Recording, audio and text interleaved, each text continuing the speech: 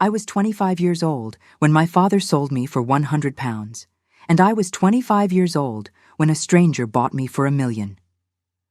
Both transactions occurred within the span of 3 minutes, beneath the glittering chandeliers of Ashworth Manor, while 500 members of London society watched in breathless silence. The evening had begun as all such evenings did, with the rustle of silk and the murmur of polite conversation, with champagne flutes catching candlelight and orchestras playing waltzes that I would never be asked to dance. I stood near the tall windows overlooking the garden, my gloved hands folded before me, my face arranged in the pleasant expression I had perfected over years of being overlooked. My gown was 3 seasons old. Carefully mended by my own hands, the pale blue silk faded just enough that discerning eyes could tell. And in those ballrooms, every eye was discerning. The scent of hothouse roses hung heavy in the air, mingling with French perfume and candle wax, and the subtle undertone of expensive wine. Crystal teardrops dripped from the chandeliers overhead, casting rainbow prisms across the marble floor whenever someone passed too close. The orchestra played a Strauss waltz, the notes floating through the vast ballroom like bright ribbons unfurling in a summer breeze. Ladies in gowns of every conceivable color swirled past with their partners, their laughter ringing out like silver bells, their happiness a mirror in which I saw only my own reflection, alone, overlooked, and growing older by the minute. My father, Baron Cornelius Whitmore, stood across the room with a glass of port in his hand and desperation in his eyes. I had learned to read that desperation over the years, to trace its evolution from mild concern to quiet panic, to the reckless abandon that now animated his features. His debts had mounted like winter snow, silent and relentless, until they threatened to bury us entirely. The creditors had grown impatient. The estate in Hampshire was mortgaged beyond recovery, and I, his only remaining asset, had failed spectacularly to secure the wealthy husband who might have saved us all. I watched him drain his glass and signal for another, noting the slight tremor in his hand, the flush that crept up his neck despite the chill of the evening. He had been drinking more heavily these past months, seeking courage at the bottom of bottles, finding only the shadow of it there. Once he had been a proud man, stern but fair, devoted to my mother and protective of our family's honor. Now he was a hollow shell of that man, eaten away from the inside by shame and fear and the relentless pressure of debts that would never be repaid. It was not for lack of trying on my part, though society would never believe that. At 18, I had been considered passably pretty, with my mother's dark hair and my father's gray eyes, with a figure that was slender without being fashionably fragile. My complexion was clear, my teeth were straight, my education was impeccable. I could play the pianoforte with some skill, speak French with reasonable fluency, and embroider with the delicate precision that young ladies of quality were expected to possess. I had received 3 proposals that first season, and I had accepted the most promising of them, a young viscount named Geoffrey Alcott, who spoke of poetry and promised me a life of gentle companionship. He had kind eyes and a gentle manner, and when he kissed my hand in the moonlight of my father's garden, I had thought myself the luckiest woman in England. We were to be married in June, when the roses bloomed and the world seemed full of possibility. In April, he eloped with my closest friend. The news had arrived on a rainy Tuesday morning, delivered by a letter in Cecily's handwriting, the words blurring together as tears filled my eyes. She was sorry, she wrote, so terribly sorry, but she and Geoffrey had fallen deeply and irrevocably in love. They were bound for Scotland, for Gretna Green, where couples could marry without the consent of their families. She hoped I would understand, would forgive them both in time, would find someone who loved me as completely as Geoffrey loved her. I had burned the letter in the fireplace and wept until there were no more tears left.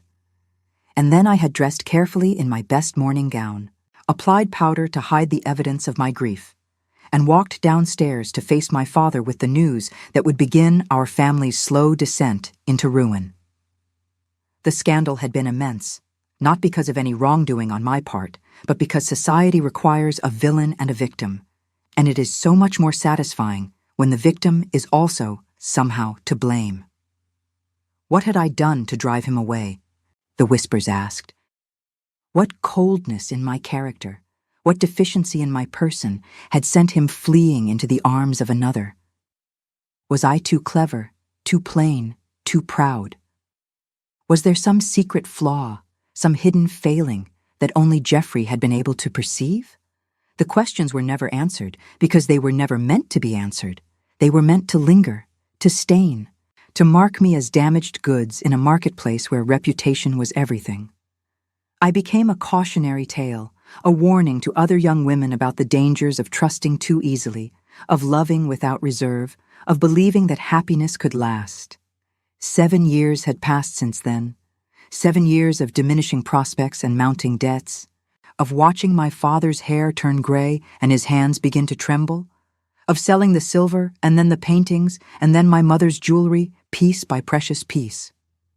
Each auction felt like a small death, another fragment of my mother's memory slipping away into the hands of strangers who would never know how she had treasured these things, never understand the stories they contained. My mother herself had died when I was 12, carried away by a fever that struck without warning and left without mercy. I remembered her still with perfect clarity. Her warm brown eyes, her gentle laugh, the way she smelled of lavender and old books. She had taught me to read before I could walk, had filled my head with stories of brave heroines and honorable gentlemen, had promised me that true love was real and that I would find it someday. Sometimes I wondered if she was the fortunate one, spared the slow dissolution of everything she had loved. But such thoughts were unworthy, and I pushed them aside as I watched my father make his way toward the center of the ballroom. There was something different in his bearing tonight, something that made my stomach clench with foreboding. He moved with the terrible courage of a man who has nothing left to lose. The orchestra fell silent. Conversations died away like embers in a dying fire.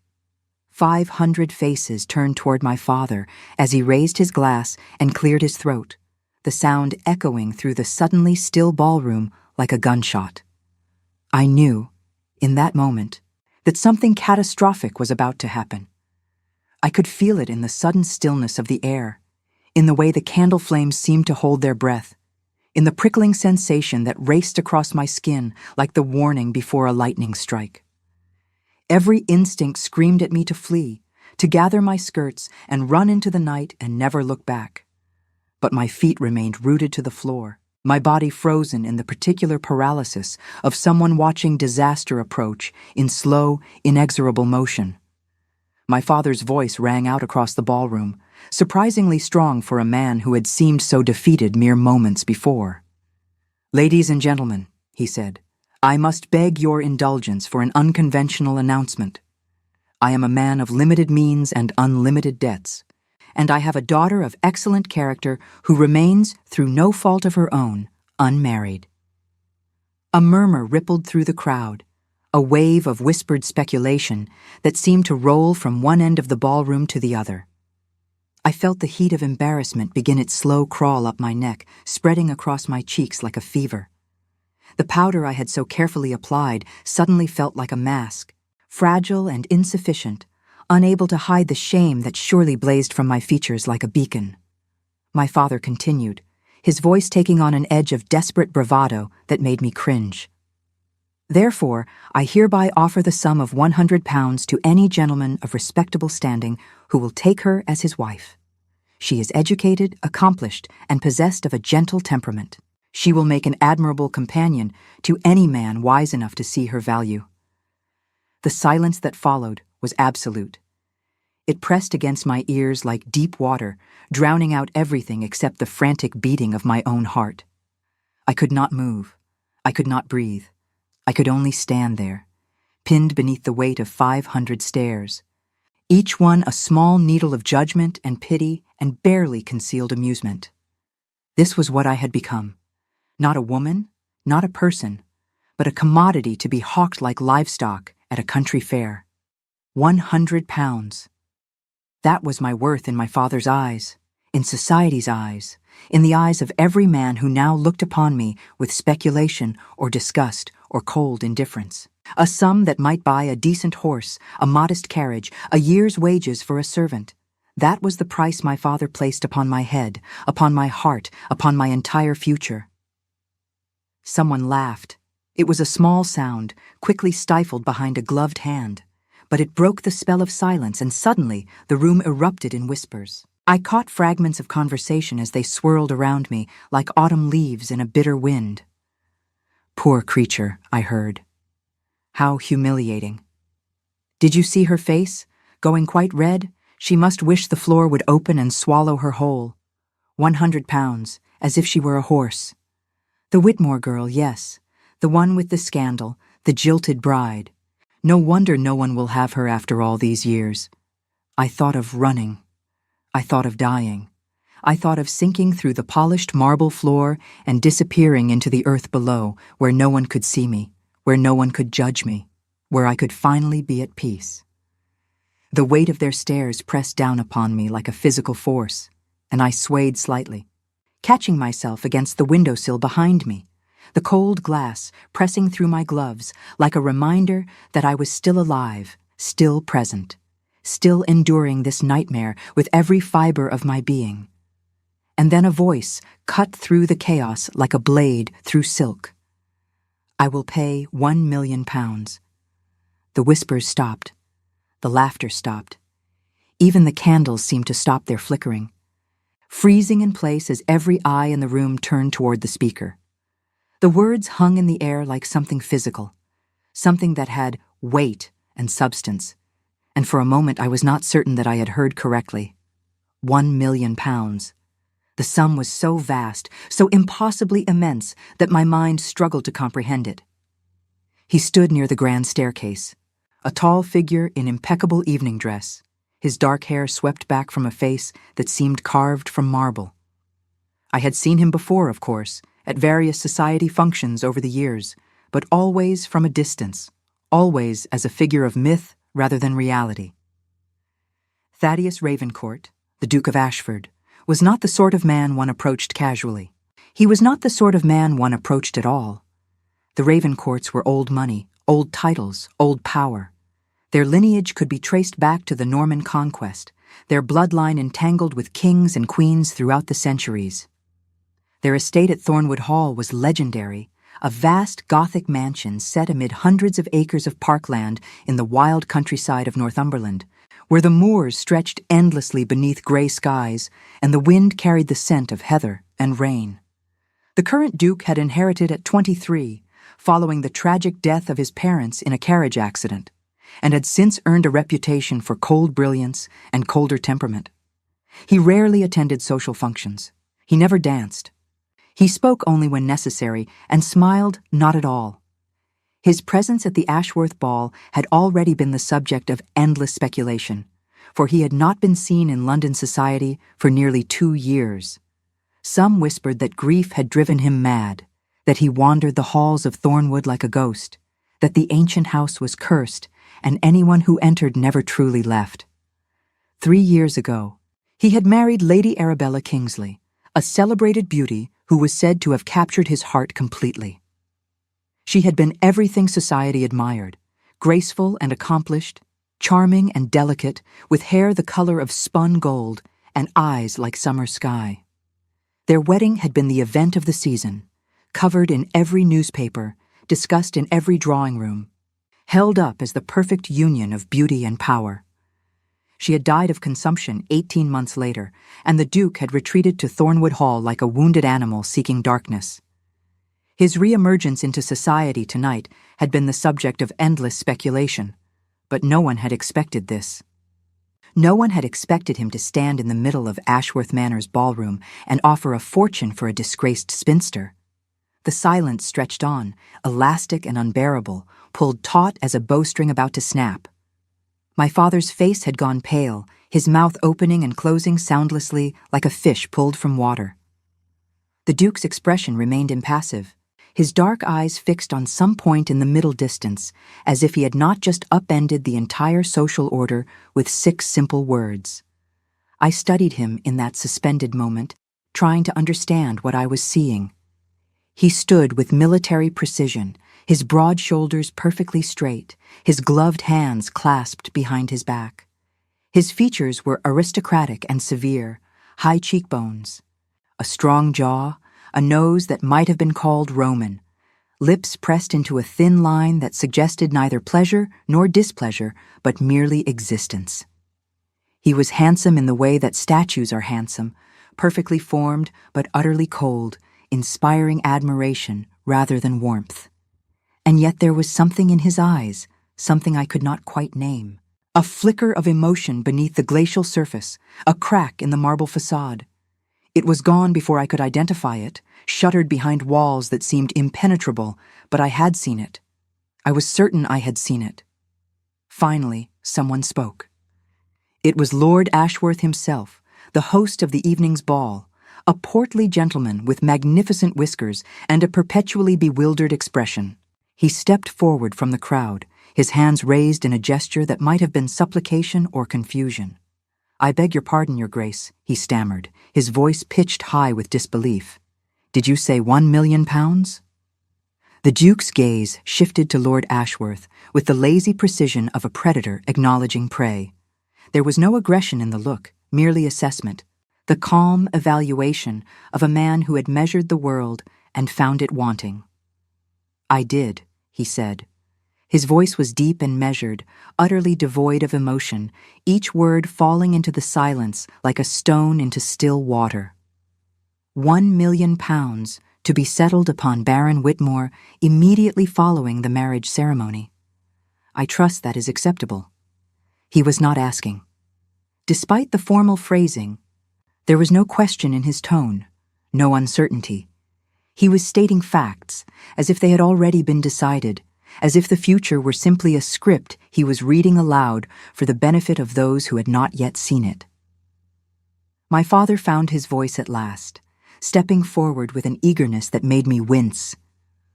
"Your Grace," he said, the words tumbling out in a rush like water through a broken dam. "This is most generous, most unexpected. I hardly know what to say. My daughter, she is everything I claimed and more. You will not regret this decision. I can assure you that she will make you an excellent wife, an exemplary duchess. She has been raised with every accomplishment and virtue that a man of your stature might desire." I wanted to scream. I wanted to grab my father by the shoulders and shake him until his teeth rattled, until he remembered that I was his daughter and not merely a commodity to be sold to the highest bidder. I wanted to demand how he could speak of me as if I were not standing right there, as if I had no voice, no will, no agency of my own. But the words stuck in my throat like stones, and I could only watch as the two men discussed my future as casually as they might discuss the weather or the price of grain. The Duke's eyes found mine for the first time. They were dark, nearly black in the candlelight, and utterly unreadable. I felt the weight of his gaze like a physical thing, pressing against my skin, searching for something I could not name. It was not the look of a man evaluating merchandise, not quite. There was something else there, something that made my heart beat faster despite my fear. I wanted to look away. I could not look away. "The lady has not yet agreed," he said quietly. It was such a small thing, that acknowledgement. Such a tiny gesture of respect in an evening that had stripped away every shred of my dignity. And yet it struck me with the force of a thunderbolt, this recognition that I was a person rather than a possession, that my consent was something to be sought rather than assumed. In all the discussion of pounds and arrangements and marriage settlements, he was the first to remember that I had a voice of my own. The entire room seemed to hold its breath, waiting for my response. I could feel the eyes upon me, the judgment, the curiosity, the delicious anticipation of scandal. Whatever I said next would be dissected and analyzed and repeated in drawing rooms across London for weeks to come. I would be the subject of gossip columns and dinner party conversations, my choice examined and debated by people who had never spoken a word to me. I thought of my father's debts, mounting higher each day like a tide that could not be turned back. I thought of the creditors who would come knocking, who would strip away the last vestiges of our family's dignity. I thought of the workhouse that awaited those who could not pay, the grinding poverty that would swallow us whole if this offer were refused. And I thought of the man before me, this stranger who had offered a fortune for my hand without explanation or hesitation. There was something in his eyes that I could not identify, some flicker of emotion beneath the glacial surface. Pain, perhaps, or purpose, or something else entirely, something I would need time to understand. I accept, I said.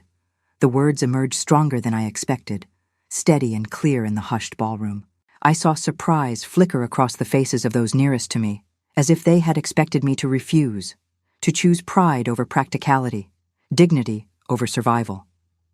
Perhaps they thought I would be offended by such an unorthodox proposal, insulted by being purchased like property, regardless of the sum involved.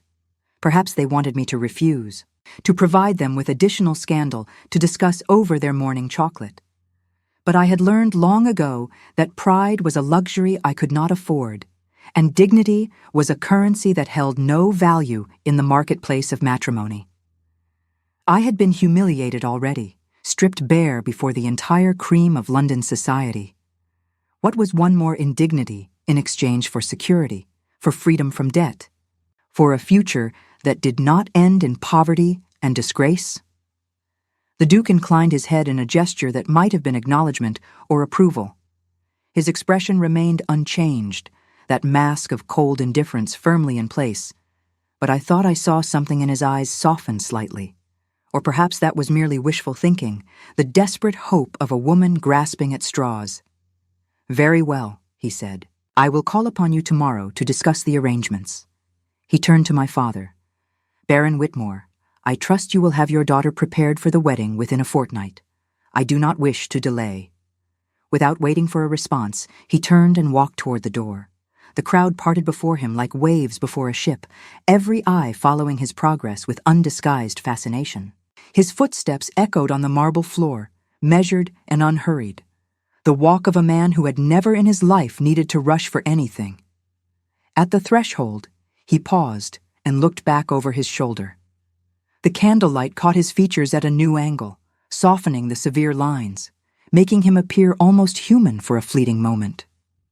"Miss Whitmore," he said, and the sound of my name in his voice was strange and foreign and unexpectedly intimate. "I look forward to making your acquaintance." And then he was gone, swallowed by the darkness of the entrance hall, leaving behind a ballroom full of whispers and speculation, and a woman who had just agreed to marry a stranger for reasons she could not begin to comprehend. The days that followed passed in a blur of activity and anxiety, a whirlwind of preparations that left me dizzy and exhausted. My father, drunk on the promise of financial salvation, threw himself into the wedding preparations with an enthusiasm that bordered on manic. He hired dressmakers and florists and caterers, spending money we did not yet have with the confidence of a man who had already counted his million. He spoke of paying off debts and restoring the estate, of returning to society with his head held high, of the grandchildren who would carry the Whitmore name into the next generation. I listened to his plans and said nothing. There seemed little point in speaking when no one was interested in hearing. The dressmakers arrived in waves, an army of seamstresses and milliners and experts in lace and silk and every conceivable trimming. They measured and pinned and tutted over my figure, debating the merits of various styles and fabrics as if I were a mannequin, to be dressed rather than a woman with opinions of my own. I submitted to their ministrations with weary resignation, allowing them to drape me in sample fabrics and argue about whether ivory or cream would better suit my complexion. The wedding gown they created was magnificent, I had to admit. Ivory silk satin with a 12-foot train, the bodice embroidered with seed pearls and silver thread, the sleeves of delicate Alençon lace that had been imported from France at considerable expense. When I stood before the mirror in the final fitting, I looked like a princess from a fairy tale, beautiful and remote and utterly unlike myself. I did not feel like a bride. I felt like an actress preparing for a role, donning a costume that belonged to someone else. The Duke called upon me twice in that fortnight, as propriety demanded. The first visit was brief and businesslike, conducted in our modest drawing room with my father hovering anxiously in the background. His Grace reviewed the marriage contract with the detached efficiency of a solicitor, explained the provisions he had made for my comfort and security, and departed within the hour. He did not smile. He barely looked at me. The contract itself was generous beyond anything I had expected. I would have a substantial allowance of my own, managed by my own hand rather than through my husband. I would have access to his properties and carriages, his staff and resources. In the event of his death, I would be provided for handsomely, with a dower house and income that would sustain me in comfort for the rest of my life. He had thought of everything, anticipated every need, planned for every contingency, and yet the document felt cold in my hands, a business arrangement rather than a marriage. I signed where indicated and tried not to think about what I was surrendering. The second visit was stranger. He arrived on a gray afternoon when rain streaked the windows and the world outside seemed washed of color. My father had gone to meet with his creditors, flush with promises of imminent payment, and I received the Duke alone in the same drawing room where we had first discussed our arrangement. The propriety of this situation was questionable at best, but I found that I did not care. What was reputation to me now? I was already marked, already fallen in the eyes of society. One more small scandal would make no difference to my future. He stood by the window, his tall figure silhouetted against the dreary sky, and for a long moment neither of us spoke. The rain drummed against the glass like impatient fingers, and somewhere in the house a clock ticked steadily, counting out the seconds of our silence. I studied his profile in the gray light, noting the sharp line of his jaw, the slight furrow between his brows, the way his hands clasped behind his back with military precision. He was handsome in the way that mountains are handsome, impressive and forbidding and utterly indifferent to admiration. "You are wondering why I did it," he said at last. His voice was quiet, almost contemplative, as if he were speaking to himself rather than to me. Why I offered such an outrageous sum for a woman I had never met. I considered denying it, offering some polite deflection that would preserve the comfortable fiction of our arrangement. But something in his manner invited honesty, demanded it even, and I found myself speaking truth I had not intended to share. "I am wondering many things," I said. "Why you chose me, yes, but also why you chose at all. You are wealthy beyond measure and titled beyond reproach. You could have any woman in England. Why bind yourself to a stranger with a tarnished reputation and no dowry to speak of?" He turned from the window to face me, and I saw again that flicker of something beneath the ice of his expression. It was gone before I could name it, replaced by the careful blankness I was beginning to recognize as his natural state. "I have my reasons," he said. "They are not romantic ones, I should warn you. I am not a man given to sentiment or passion. I will provide for you generously, treat you with respect, and ask very little in return. But you should not expect love. I am not capable of it, not anymore." The words should have stung. Perhaps they were meant to. But I found myself nodding in understanding, rather than recoiling in hurt. I had not expected love. I had stopped expecting it years ago, when Geoffrey Alcott disappeared with my dearest friend and left my heart in ruins.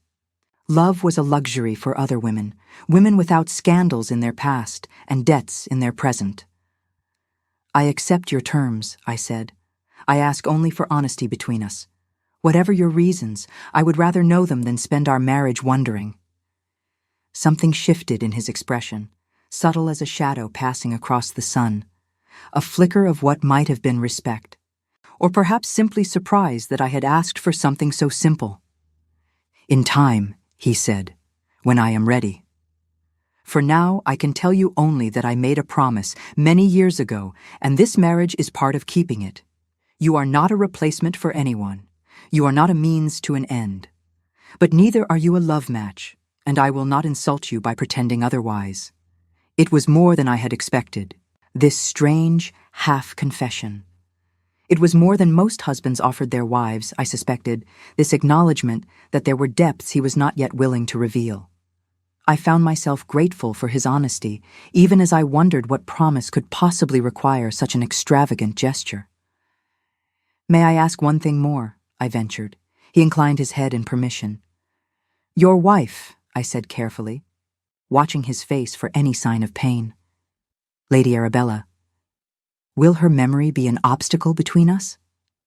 His jaw tightened almost imperceptibly, and for a moment I thought he would refuse to answer. But then he spoke, his voice dropping to barely more than a whisper. "Arabella is dead," he said.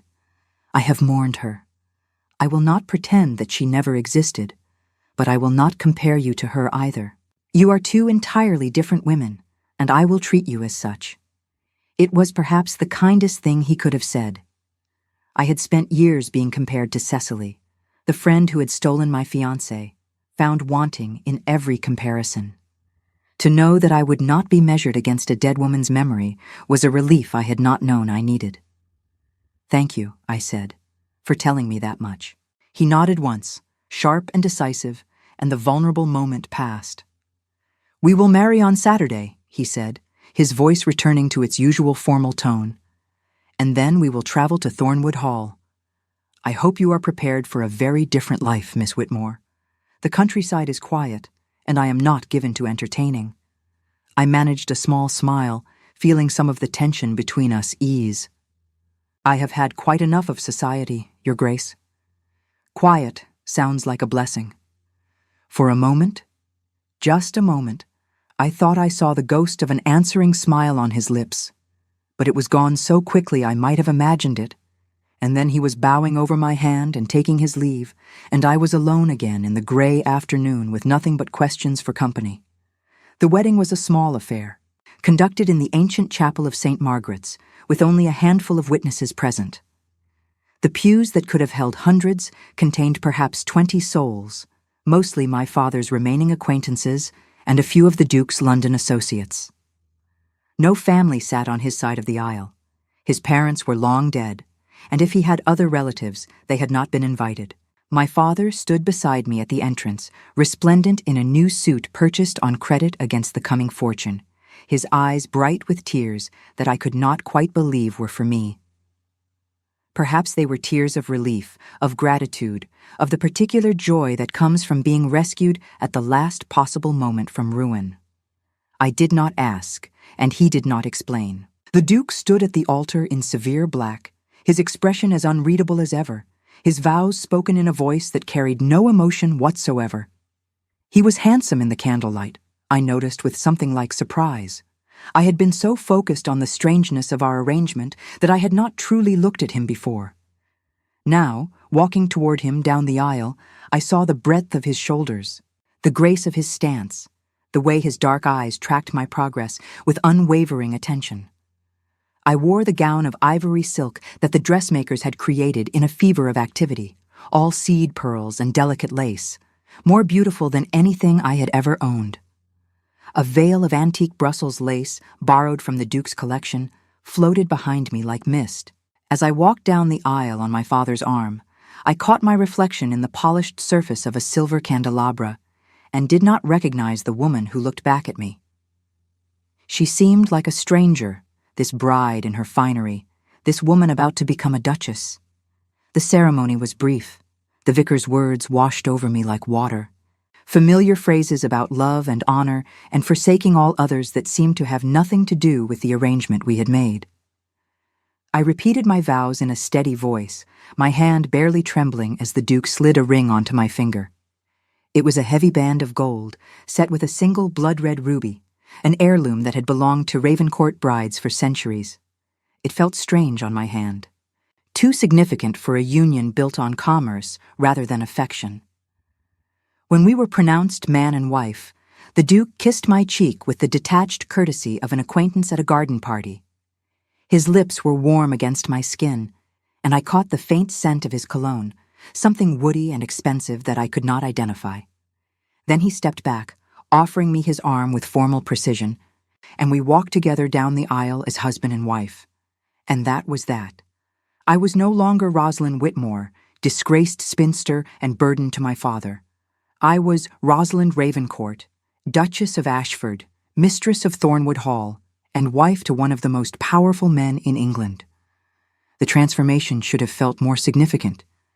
It should have felt like something.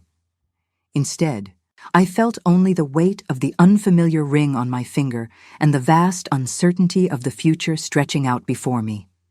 The wedding breakfast was held at the Duke's London townhouse, a magnificent Georgian structure in Mayfair that I had never before set foot inside. The facade was elegant and restrained, cream-colored stone with perfectly proportioned windows, but the interior revealed the true extent of Ravencourt wealth.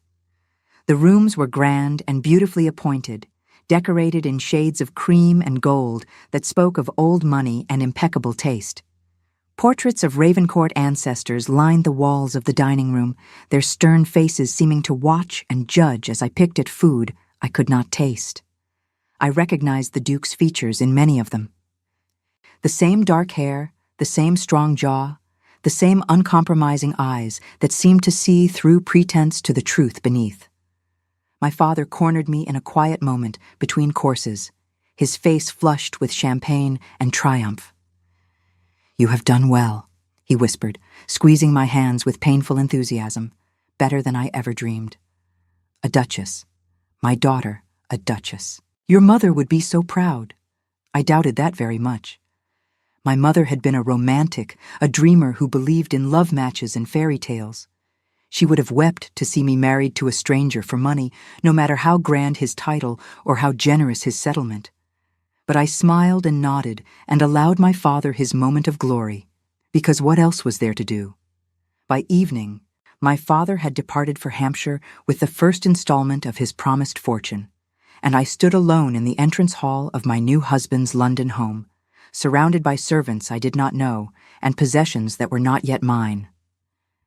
"We leave for Thornwood at dawn," the Duke said, appearing silently at my elbow. "I would recommend a good night's sleep. The journey is long."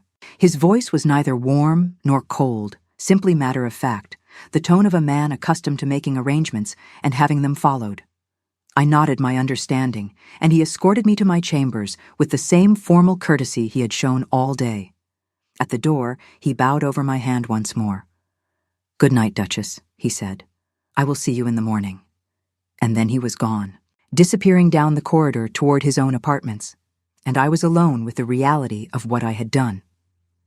The journey to Thornwood Hall took 3 days by carriage, traveling north through the rolling countryside of England, as autumn painted the leaves in shades of amber and rust. The Duke and I traveled together, as propriety demanded, but we spoke little during those long hours on the road. He read correspondence and reviewed estate documents while I gazed out the window at the passing landscape, watching the gentle hills give way to wilder country as we moved ever northward. I found myself studying him when he was not aware, cataloging the details of this man who was now my husband, the way his brow furrowed when he encountered something troubling in his correspondence, the precision with which he turned the pages of his documents, the slight tension in his jaw that never quite relaxed, as if he were perpetually braced for some blow that never came. He was not unkind, I noted. When we stopped at coaching inns, he ensured I had the best room available and the warmest fire. He asked after my comfort with genuine concern, if not particular warmth. He offered me his arm when the ground was uneven and held open doors without being asked. These were the courtesies of a gentleman, nothing more, but they were offered consistently, without expectation of gratitude. On the first night, at an inn called the Red Lion, I dined alone in my room while he took his meal downstairs. The solitude was both relief and burden. I unpacked my night things and sat before the small fire, watching the flames dance and trying to imagine what my life would be like at Thornwood Hall. Would every day feel like this, I wondered? This strange mixture of security and isolation, of having everything and nothing at once? I thought of my mother, as I often did in quiet moments. She had been married for love, a match that raised eyebrows in society but brought her great happiness. I remembered the way my father had looked at her, in those early years before debts and disappointments had soured his disposition. There had been genuine affection between them, a warmth that filled our modest home and made it feel like a castle. What would she think of me now, I wondered? Would she be proud that I had secured such a grand match? Or would she weep to know that I had married without love, without even the hope of it? I suspected the latter, but I also believed she would understand. My mother had been a practical woman beneath her romantic exterior. She would have recognized necessity when she saw it. A knock at the door startled me from my reverie. When I opened it, I found a maid bearing a tray with a pot of chocolate and a small plate of biscuits. "His Grace thought you might like something warm before bed," she said, curtsying. "He asked specifically that we prepare chocolate rather than tea." The gesture surprised me. I had not mentioned to anyone that I preferred chocolate in the evening, but perhaps he had asked the servants at my father's house. Or perhaps it was simply a fortunate guess. Either way, the thoughtfulness of it touched something in my chest that I had not expected to feel. "Please thank His Grace for me," I said, taking the tray. The maid curtsied again and withdrew, leaving me alone with my chocolate and my confusion. It was a small thing, such a small thing, but it suggested that my husband was perhaps paying more attention than I had realized. The terrain changed gradually as we traveled. The neat hedgerows and cultivated fields of the south gave way to rougher pastures and scattered woodlands. By the second day, we had entered a landscape that seemed almost wild, with ancient forests and untamed hills rising on either side of the road. On the second day, as we stopped at a coaching inn to change horses, he surprised me with a question. "Do you read?" he asked, nodding toward the book I had tucked into my traveling case. I hesitated, uncertain how to answer. Many men of his station considered female education an unnecessary indulgence, even a liability. A clever wife could be dangerous, the thinking went. Too inclined to question and too difficult to control. But I had promised myself that I would be honest with him, as he had been honest with me. "I do," I said. "Poetry, mostly, and novels when I can find them. My mother taught me to love books before she died." He nodded, his expression unchanged, but I thought I detected a hint of approval in his eyes. "Thornwood has an extensive library," he said. "You may consider it at your disposal." It was a small kindness, so small that another woman might not have noticed it at all. But I had spent years being overlooked and dismissed, and I had learned to treasure whatever crumbs of consideration came my way. I thanked him with genuine warmth, and something in his rigid posture seemed to soften slightly, though I could not be sure. We arrived at Thornwood Hall on the evening of the third day, just as the sun was setting behind the distant hills. The estate emerged from the gathering dusk like something from a Gothic novel, all towers and turrets and ancient stone that seemed to drink in the fading light. It was vast, far larger than I had imagined, a sprawling edifice that must have contained hundreds of rooms.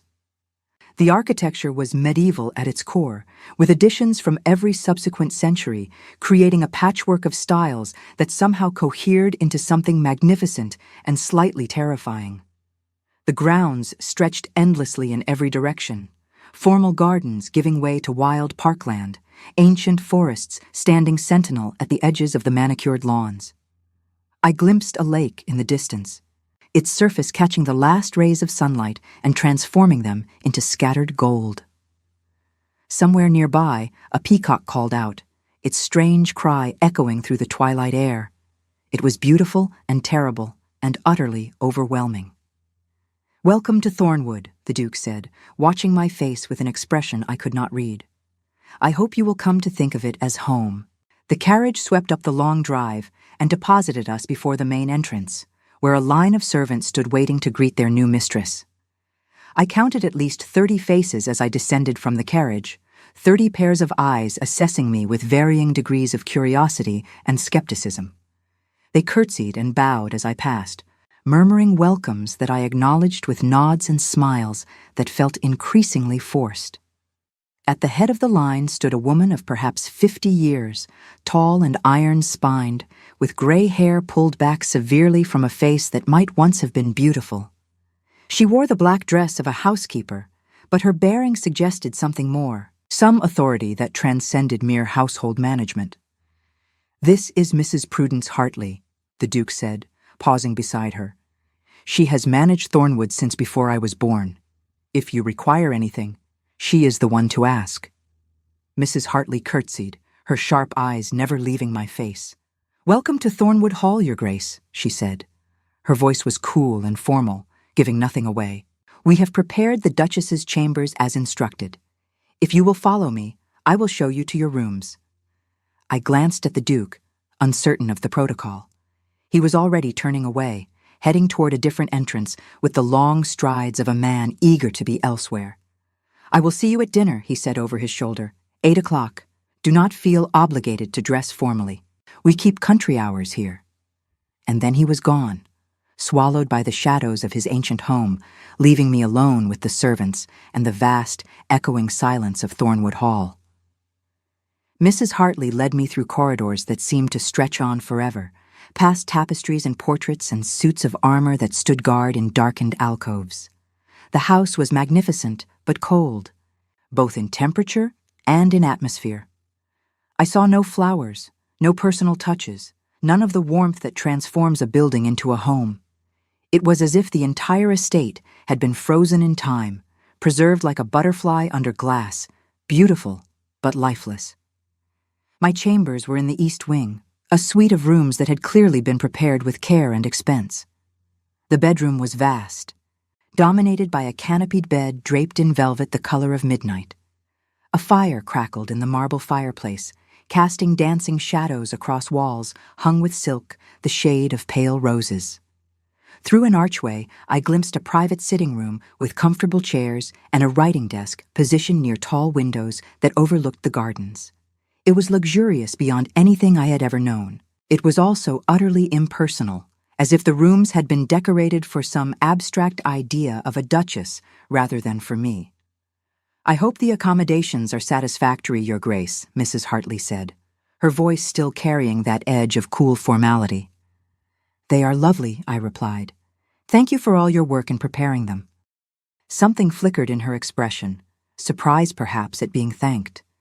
"The previous Duchess preferred the West Wing," she said after a moment's hesitation. "But His Grace thought you might enjoy the morning light." I filed that information away. Another piece of the puzzle I was slowly assembling. The previous Duchess, Lady Arabella Kingsley Ravencourt, the beauty who had captured the Duke's heart and then died before her time. Her ghost seemed to linger in every corner of this house, in every careful word the servant spoke, in the shadows that haunted my husband's eyes. I did not ask about her. Not yet. Some questions need time to ripen before they can be answered. "Your lady's maid will be here shortly to help you dress for dinner, Mrs." Hartley continued. "Her name is Nell. She came with recommendations from Lady Drummond's household." I thanked her again, and she curtsied and withdrew, leaving me alone in my beautiful, empty rooms. I stood by the window and watched the last light fade from the sky, watched the stars emerge one by one like diamonds scattered across black velvet. Somewhere in the distance, an owl called out, its mournful cry echoing across the empty parkland. I was a duchess now. I had a title and a fortune and a husband who slept in a different wing of the house. I had traded my old life for this new one, and there was no going back. I pressed my palm against the cold glass of the window and wondered if I would ever feel at home. Dinner that first evening was a strange and silent affair. We sat at opposite ends of a table designed to seat 30, the space between us vast as an ocean, our voices swallowed by the cavernous dining room. The Duke ate methodically, without pleasure, answering my attempts at conversation with monosyllables and long pauses. I gave up eventually and focused on the food, which was excellent, and the wine, which was better. The candlelight flickered across the polished mahogany, casting long shadows that seemed to reach toward us like grasping fingers. The portraits on the walls watched our awkward meal with painted disapproval, generation after generation of Ravencourts bearing witness to this strangest of marriages. Afterward, I retreated to my chambers and he disappeared into his study, and we did not see each other again until the following morning at breakfast. Thus began the pattern of my married life. We took meals together, but rarely spoke. We passed each other in corridors and nodded politely like strangers at a hotel. He spent his days managing the estate and his evenings locked in his study with correspondence and account books. I spent my days exploring the house and grounds, acquainting myself with the servants, trying to find my footing in this strange new world. The library became my sanctuary. It was everything the Duke had promised and more, a vast two-story room lined floor to ceiling with books of every description. Poetry and philosophy, history and science, novels in English and French and Italian, and languages I could not even identify. A rolling ladder allowed access to the highest shelves, and comfortable leather chairs were positioned near tall windows that offered views of the gardens below. I spent hours there each day, curled in a leather chair by the fire, losing myself in worlds far removed from my own. The books became my companions in those lonely weeks, their characters more real to me than the silent servants and absent husband who shared my new home. Sometimes I would look up from my reading and find the Duke watching me from the doorway, his expression unreadable. He never came in when I was there. He simply observed for a moment, his dark eyes tracking my movements with an intensity that made my skin prickle, and then he moved on, a ghost haunting his own home.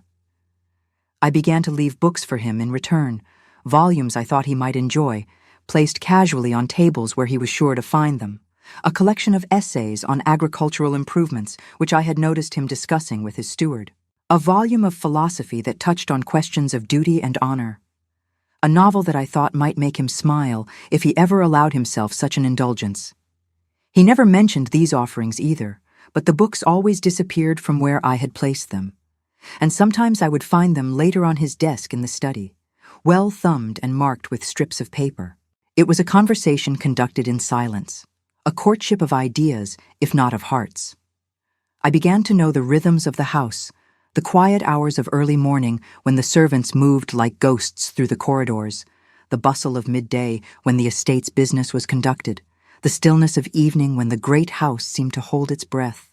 I learned which floorboards creaked and which doors stuck, which windows caught the best light, and which rooms were too cold to enter until the fires had been lit. The housekeeper, Mrs. Hartley, thawed toward me gradually, her initial coolness giving way to something approaching warmth. She began to seek my opinions on household matters, to consult me about menus and cleaning schedules and the 1,000 small decisions that kept a great house running. I suspect she was testing me, seeing if I was worthy of the title I now bore, and I applied myself to the task with determination born of having nothing else to do. One afternoon, about a month after my arrival, she invited me to take tea with her in her private sitting room, an unprecedented honor that spoke to some shift in her estimation of me. Her rooms were comfortable and warm, decorated with personal treasures that revealed a life I had not suspected. A collection of porcelain figurines, a needlepoint sampler that proclaimed, "God bless this house," a small portrait of a handsome man in the uniform of a naval officer. "My brother," she said, following my gaze. "He died at Trafalgar, serving under Nelson himself." "I am sorry," I said, meaning it.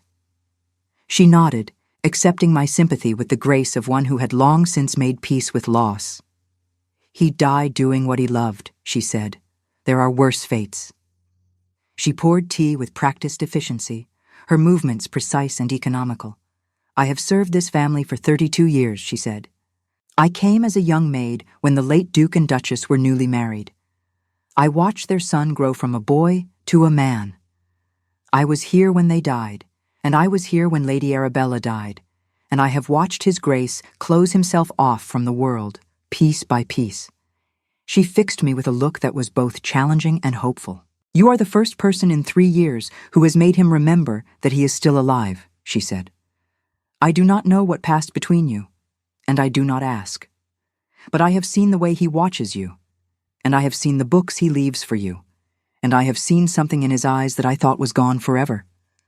I did not know what to say. I had not realized that others had noticed the small exchange of kindnesses between us, had not understood that our silent conversation was visible to those who knew where to look. "I do not ask you to love him," Mrs. Hartley continued. "That would be presumptuous. But I ask you to be patient with him. He has built walls around his heart because he fears what lies on the other side. If you can help him find his way back to himself, you will have done something that all the money in England could not accomplish." "I will try," I said, and I meant it more than I had meant anything in a very long time. Weeks passed. The leaves fell from the trees, and the nights grew longer and colder. I learned the names of the servants and the layout of the house, discovered hidden gardens and forgotten rooms, found paths through the grounds that seemed designed for solitary contemplation. I took long walks through the estate, bundling myself in wool and fur against the bitter wind, watching my breath form clouds in the frigid air. I wrote letters to my father, carefully cheerful missives that omitted more than they revealed. I did not tell him about the silence that filled Thornwood like water filling a well. I did not describe the loneliness that wrapped around me like a second skin. I wrote of beautiful rooms and excellent food, and a husband who was attentive and kind, because the alternative was to admit that I had traded one form of misery for another. I tried to be the Duchess Thornwood required, dignified and capable and utterly alone. And slowly, almost imperceptibly, something began to change. It started with small things, gestures so subtle that I might have missed them if I had not been paying attention. A book left on the table in my sitting room, a collection of sonnets with a ribbon marking a particular page. When I opened to the marked selection, I found a poem about hope, about light returning after long darkness. There was no note, no indication of who had left it, but I knew. The next week, a vase of late-blooming roses appeared on my breakfast tray, their fragrance filling my chamber with summer sweetness, despite the autumn chill outside. Then a fire began appearing in the library before I arrived each morning. The chair I preferred already drawn close to the warmth, a wool blanket folded neatly on its arm. The Duke never mentioned these gestures, never acknowledged them when I tried to thank him. But they continued, day after day, small kindnesses that spoke louder than words. A new book would appear on my table, its subject something we had briefly discussed at dinner. A pot of my favorite tea would be waiting in the sitting room when I returned from my walks. The path I preferred through the gardens would be cleared of fallen leaves, the fountain I liked to visit somehow made to flow despite the cold. He was courting me, I realized with something like wonder. Not with grand gestures or passionate declarations, but with the quiet attention of a man who was watching, learning, trying to understand. Then came the evening when the silence finally broke. I had gone to the library after dinner, as was my habit, seeking the comfort of my current novel. But someone was already there, standing before the fire with a glass of brandy in hand. The Duke turned as I entered, and for the first time since our wedding, he did not retreat. "Forgive me," I said, hovering in the doorway. "I did not mean to intrude." He shook his head, a small motion that somehow communicated both permission and invitation. "You are not intruding. This is your home as much as mine. Please, come in." I crossed the room slowly, uncertain of this new dynamic. The fire cast dancing shadows across his face, softening the hard lines, making him seem younger and more vulnerable than I had ever seen him.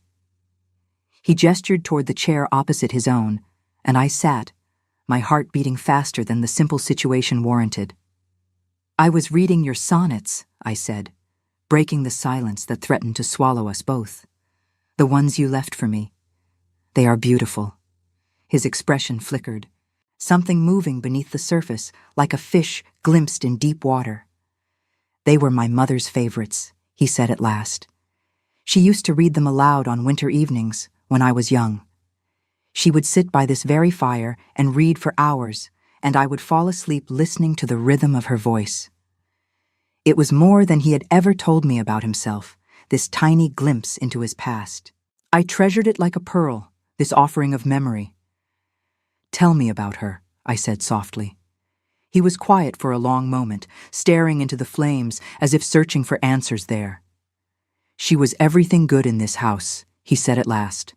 "Kind and warm and full of laughter. My father adored her. When she died, he was never the same. The light went out of him, as if she had taken it with her when she left." I waited, sensing there was more. "He followed her within the year," the Duke continued, his voice dropping to barely more than a whisper. "The doctors said it was his heart, but I knew the truth. He simply could not bear to live without her. He stopped eating, stopped sleeping, stopped caring about anything at all.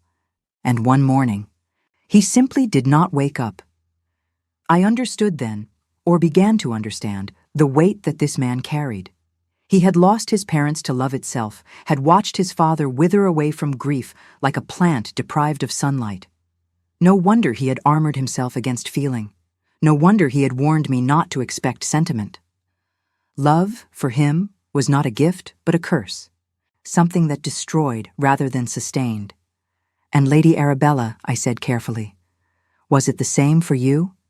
He turned to face me then, and I saw the pain written plainly across his features, no longer hidden behind the mask of indifference. His eyes, those dark, impenetrable eyes, were suddenly full of something raw and human.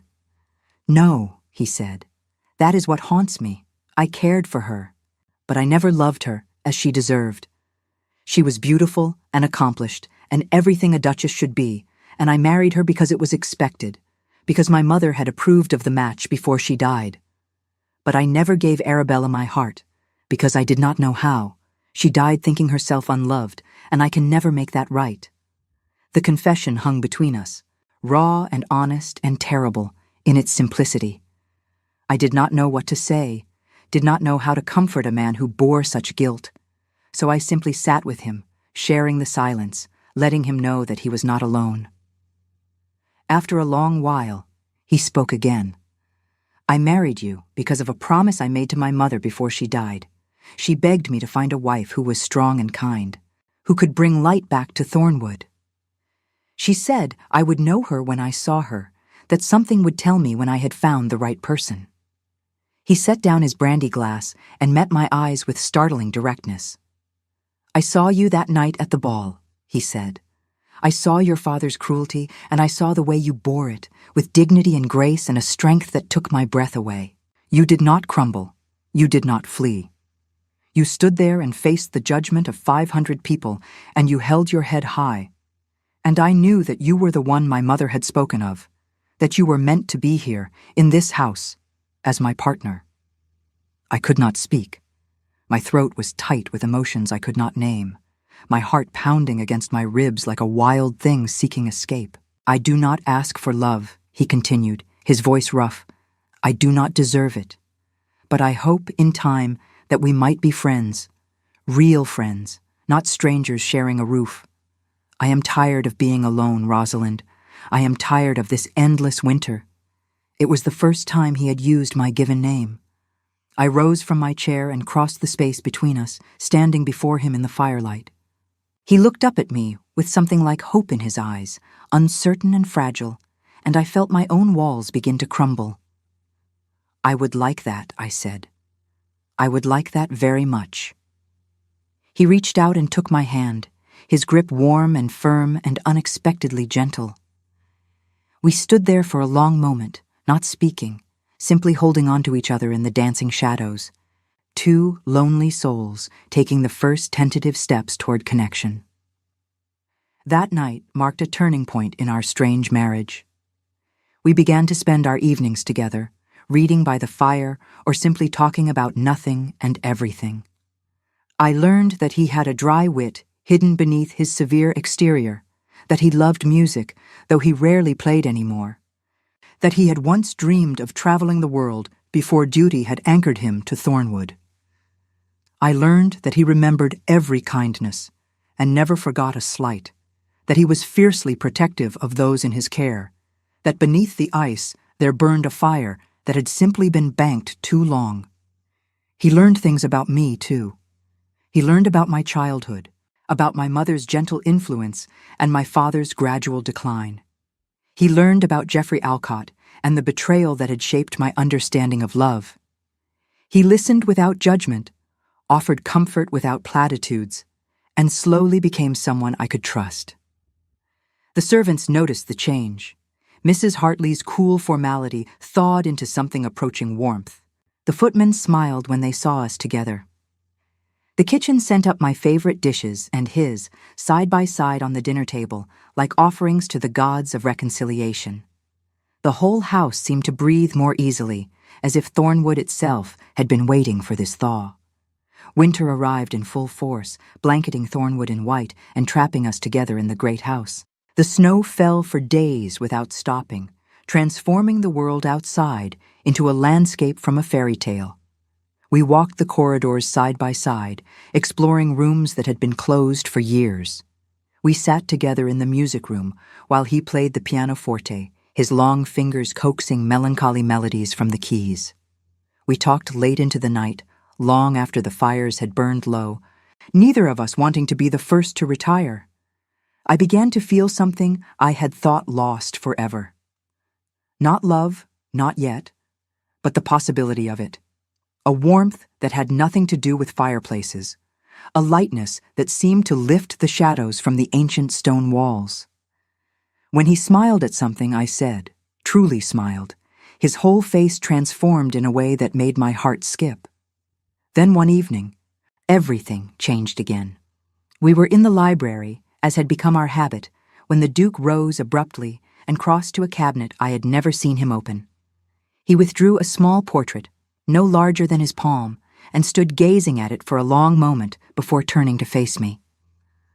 "There is something you should know," he said, "something I should have told you before we married." I waited, my heart suddenly pounding. He crossed the room and placed the portrait in my hands. It showed a woman of striking beauty, with dark hair and clear gray eyes, and a smile that seemed to radiate warmth even from the painted canvas.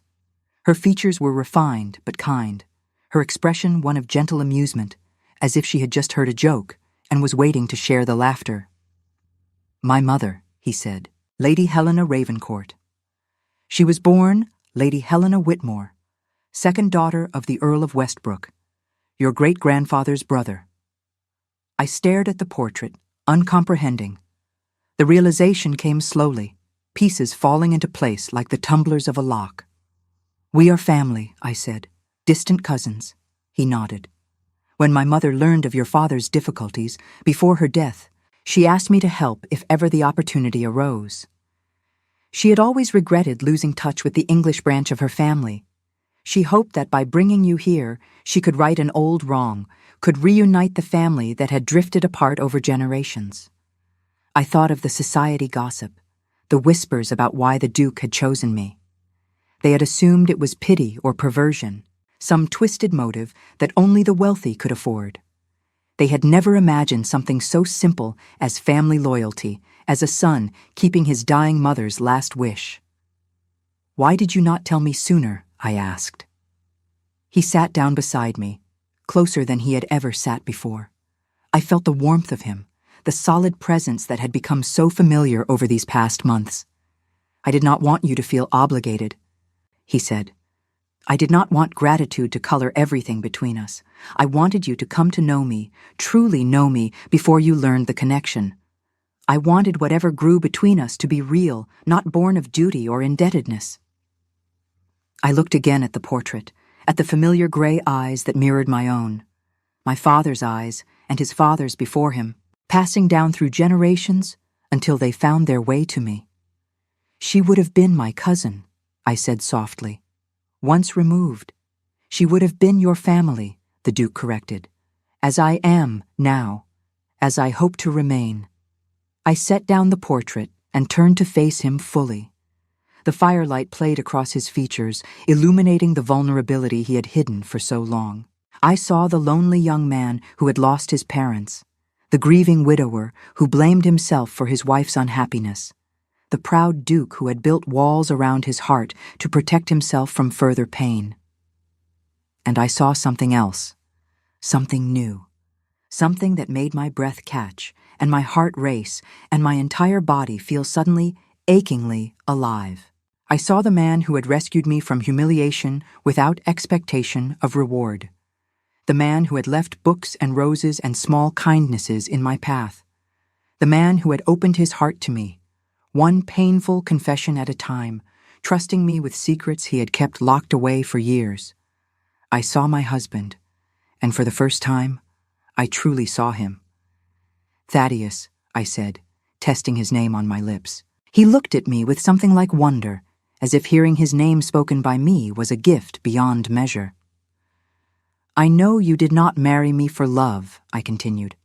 I know that was never part of our arrangement, but I find myself, against all expectation, beginning to care for you. Very much." His breath caught. His eyes, those dark, fathomless eyes, seemed to glisten in the firelight. "I should warn you," he said, his voice rough with emotion. "Once I allow myself to love, I love completely, dangerously. I have avoided it for so long because I feared what I might become. I feared becoming my father, losing myself so completely in another person that I could not survive their loss. I reached out and touched his face, feeling the warmth of his skin beneath my fingertips, the slight roughness of his jaw, the way he leaned almost imperceptibly into my touch. "I am not afraid," I said. "I have been cold for so long, I am ready to burn." He kissed me then, there in the library where we had found each other, where two lonely souls had finally learned to hope. It was not the kiss of a stranger or an arrangement. It was the kiss of a man who had found something precious after years of searching, the kiss of someone coming home. His arms wrapped around me, pulling me close, and I melted into him as if we had been made to fit together. When we broke apart at last, foreheads pressed together, hearts pounding in unison, I felt tears on my cheeks. I was not certain if they were mine or his. "Stay with me tonight," he whispered. "Not in the East Wing, not in separate chambers. Here, with me." I answered with another kiss, and no more words were needed. Spring came to Thornwood like a resurrection, melting the winter snows and painting the grounds in shades of green and gold. I woke each morning in my husband's arms, watching the dawn light filter through the curtains of the master bedroom, marveling at the change that had overtaken our lives. Love, it turned out, suited us both. Thaddeus smiled now, actually smiled, his face transforming with a warmth that startled everyone who had known him before. He laughed at breakfast and held my hand at dinner and kissed me in corridors where servants might see. He was shameless in his affection, as if making up for years of enforced coldness, and I basked in it like a flower turning toward the sun. We redecorated the house together, banishing the shadows and replacing them with color and light. We opened windows that had been shuttered for years, letting in the fresh spring air. We invited neighbors who had been ignored, filled the halls with music and laughter that echoed off the ancient stones. Mrs. Hartley wept openly when she saw the transformation, tears of joy running down cheeks that had been stern for so long. "We are happy here again," she told me one evening, "as we were when the late Duchess Helena was alive. You have brought her spirit back to Thornwood, Your Grace. In June, we received word that my father had died peacefully in his sleep. His debts were paid, his reputation restored, his final years spent in comfort rather than disgrace. I grieved for him, truly grieved, for all the years we had wasted in resentment and disappointment, for the father he had once been, and the father I had wished he could become. Thaddeus held me through the long nights of mourning, offering comfort without words, understanding that some losses require silence rather than speech. When I emerged from the darkness of grief, he was there waiting, patient and steadfast, his love a constant flame that never flickered. That autumn, on the anniversary of our first meeting, we hosted a ball at Thornwood Hall.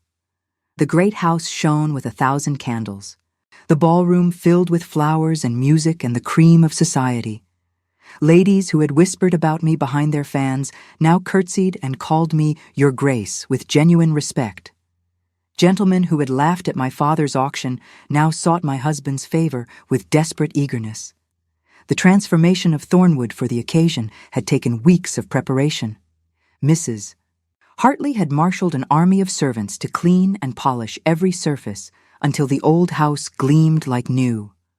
Flowers had been brought from London and arranged in every room, their fragrance mingling with the scent of beeswax candles and French perfume. The orchestra had been hired from the finest agency in the city, and the menu had been planned with exquisite care, each dish designed to showcase the bounty of the estate. I had overseen much of the preparation myself, throwing myself into the work with an energy that surprised even me. This ball was more than a social obligation. It was a declaration.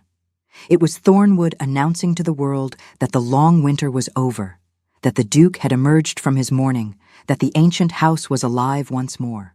My gown for the evening was a masterpiece of the dressmaker's art, deep sapphire silk that caught the light like water, embroidered with silver thread that traced patterns of stars and moons across the bodice.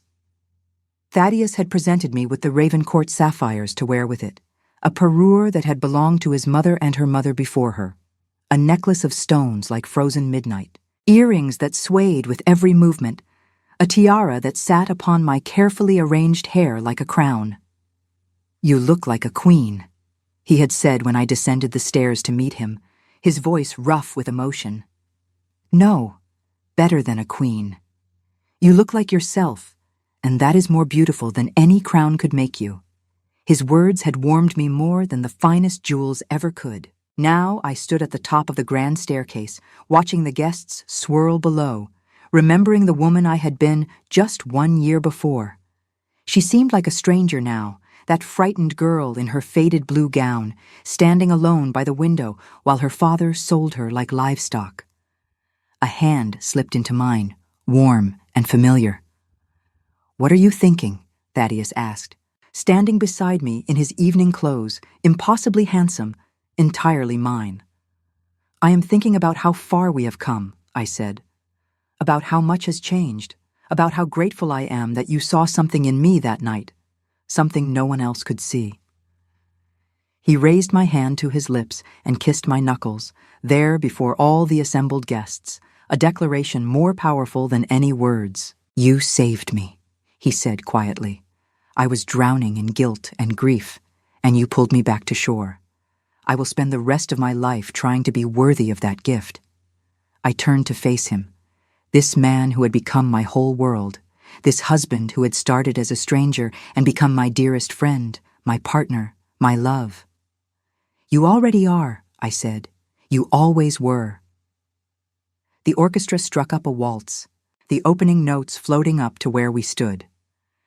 "Dance with me," he said, his eyes bright with mischief and adoration. I laughed, a sound of pure joy. "You hate dancing. I hate dancing alone," he corrected. "With you, I suspect I might enjoy it very much."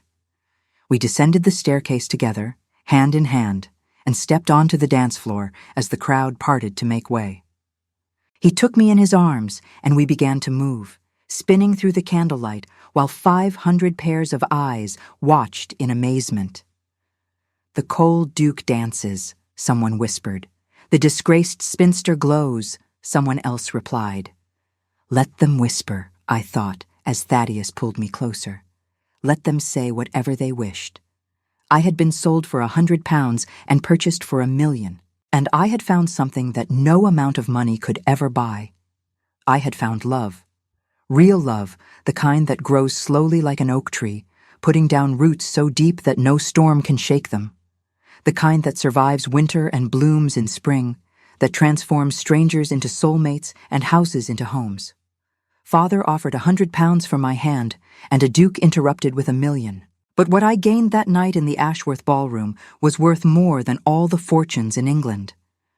I gained a partner, a protector, a friend. I gained a life. I gained myself. And as we danced on through the evening, Thaddeus's arms around me and the future stretching out before us like a golden road, I knew that this was only the beginning. 3 years passed, each one sweeter than the last. Thornwood Hall became famous throughout the county for its warmth and hospitality, its Duchess and Duke, who were so clearly, scandalously, unfashionably in love. We traveled together to Paris and Rome and Vienna, seeing the world that Thaddeus had once dreamed of exploring. We filled our home with art and books and music, with friends and laughter, and the comfortable intimacy of 2 souls perfectly matched. I learned to ride, properly ride, thundering across the moors with my husband at my side. I learned to manage a household, to balance ledgers and direct servants and oversee the endless details of estate life. I learned to be a duchess, not in name but in truth, commanding respect through competence and kindness rather than mere title. And Thaddeus learned to live again. The darkness that had haunted him when we first met faded year by year until it was nothing but a distant memory. He laughed easily now, freely, without the shadow of guilt that had once poisoned every joy. He spoke of his parents with love rather than grief, of Arabella with compassion rather than shame. He had made peace with his past because he had finally found a future worth living.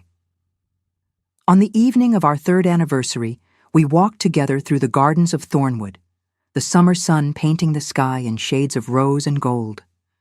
The roses were in full bloom, filling the air with their heady perfume, and the bees hummed lazily among the blossoms. "Do you remember," I asked, "the night you first came to the library? When you told me about your mother's promise?" He smiled, that slow, warm smile that still made my heart race after all these years. "I remember everything about that night," he said.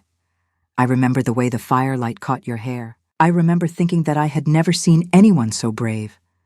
I laughed softly. I was terrified.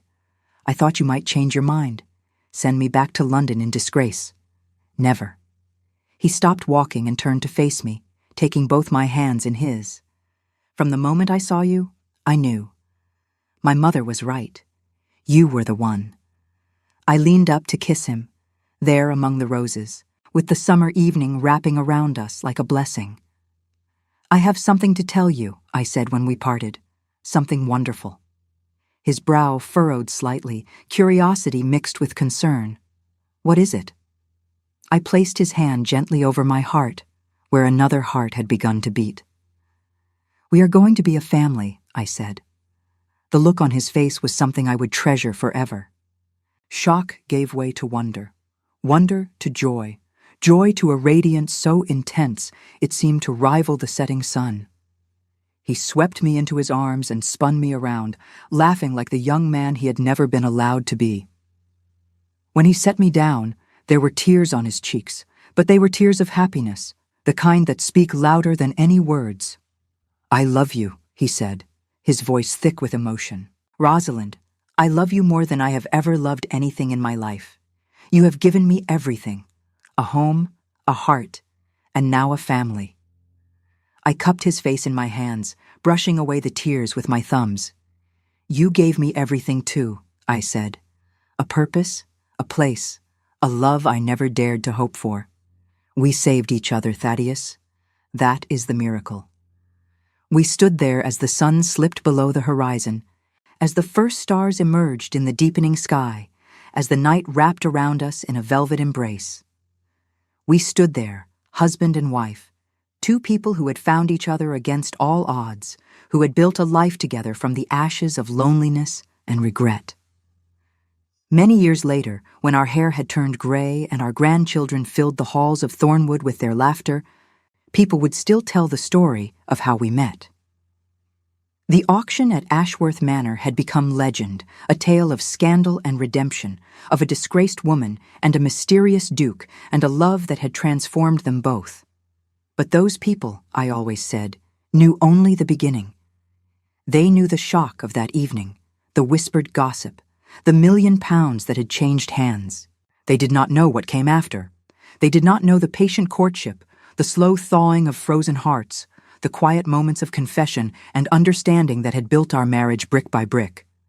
They did not know that the real story was not about money at all. It was about finding the courage to love again after loss, about recognizing a kindred spirit in a stranger's eyes, about building something beautiful from broken pieces. It was about hope, that most fragile and most enduring of human gifts. On the last night of my life, many decades hence, I will lie in the room where we shared so many years together, my hand in his, our fingers intertwined as they always were. I will look at his face, aged but beloved, and I will remember that ballroom, that humiliation, that moment when a stranger's voice cut through my despair and offered me salvation. I will remember the way he looked at me that first night, seeing something in me that no one else had ever seen. I will remember our first dance, our first kiss, our first night together. I will remember our children and their children, the family we built from nothing but love and hope and stubborn determination. And I will close my eyes, knowing that I have lived a life beyond my wildest dreams, that I have loved and been loved in return, that I have been truly, completely, magnificently happy.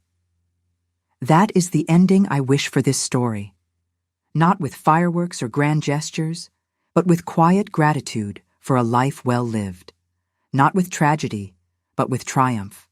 Not alone, but together. Always, forever, together. And now, dear friend, you know my story.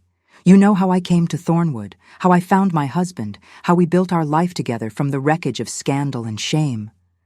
You know that true love can grow in the most unlikely soil, that second chances are real, that even the coldest heart can learn to warm. I have lived to see our family flourish, to watch our children grow strong and kind, to know that the legacy we leave behind is one of love rather than loneliness. Thornwood Hall, which once seemed so cold and forbidding, has become a place of warmth and welcome, a home in the truest sense of the word. If there is anything I would have you take from my tale, it is this. Never underestimate the power of patience and kindness. Never give up on finding connection, even when the world tells you that you are not worth loving.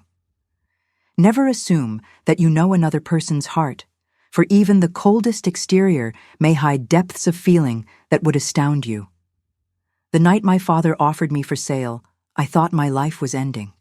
I thought I had reached the lowest point that any woman could reach, stripped of dignity and hope and any expectation of happiness. I could never have imagined that moment was actually the beginning, that the stranger who stepped forward to claim me would become the greatest gift I had ever received. Love does not always arrive as we expect it. Sometimes it comes wrapped in contracts and conditions, in arrangements made for practical reasons by practical people. But that does not make it any less real when it finally blooms. The seed does not care how it came to be planted. It cares only for the soil and the sun and the water that help it grow. I was sold for £100 and purchased for £1 million. But the value of what I found cannot be measured in any currency. Love is the only treasure that matters, and I am at last immeasurably rich.